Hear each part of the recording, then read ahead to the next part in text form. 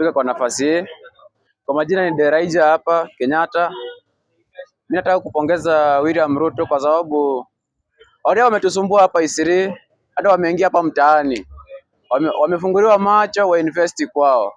Wameonyesha kwao wanaweza invest, hakuna mambo ya insecurity.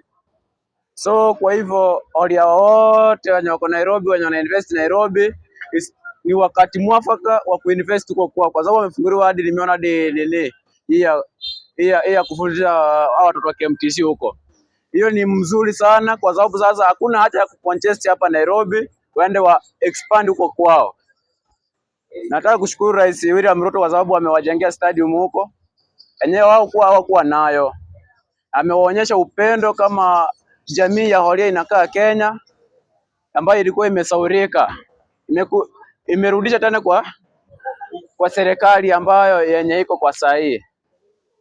Na mimi nataka kupatia Ruto kidole kimoja, namwambia kidole kimoja, hiki kimoja ndio kitakuchukua nyumbani.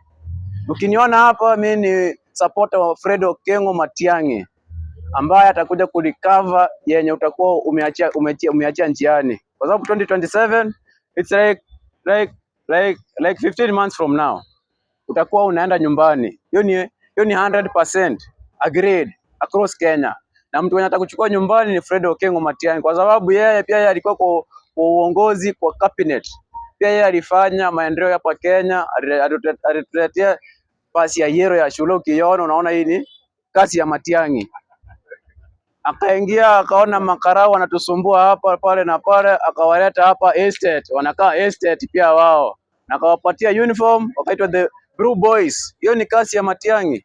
Na pia Matiang'i aliona hana roki inatusumbua sana na TV channels zilikuwa kama 3, akasema lazima tutransform hii Kenya yetu ili Mkenya wa kawaida aweze kuona channel mingi na aweze kujua ni nini inafanyika nje ya Kenya.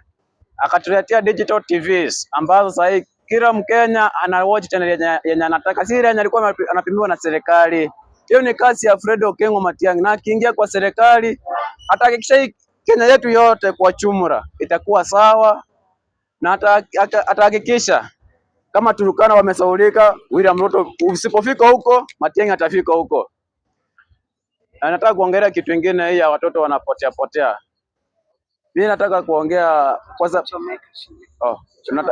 nataka kuongea mambo ya watoto kuchoma wenzao shule. Hao ni magaidi. Kama washapatikana kamiti, hakuna kitu kingine kwanza kusema eti watakuja hapa mtaani, watatusumbua, wataanza kududunga mafisu hapa nini. Hao waje wachukuliwe kamiti huko kamiti, kwa sababu hiyo ni kitu kingine mbaya. Hawezi taka kuua mwenzako ndani uachiliwe uhuru. Hata mzazi mwenye analilia eti mtoto wake ameshikwa, pia yeye akili yake ni kama imechotwa kidogo. Hata yeye anafaa kuchukua rehabilitation center, aangalie kama ako sawa. Hakuna venye mtu anaweza ua mwenzake ndani uanze kusema eti serikali inafaa kuangalia. Serikali hapo haiwezi ingilia kwa sababu hiyo ni nini? Kama mimi nimesoma shule, ukichoma mwenzako hiyo ni kuua. Hii hata ni vibaya sana kwa Biblia. Hata umekosa hadi mbele ya Mungu. Haifai. Nataka kuambia my youths, fellow youths, crime hailipi. Tucheke vizuri kama vijana na tusonge mbele. Ukiwa mwenzako leo hii, bado kesho yake na pia utauawa.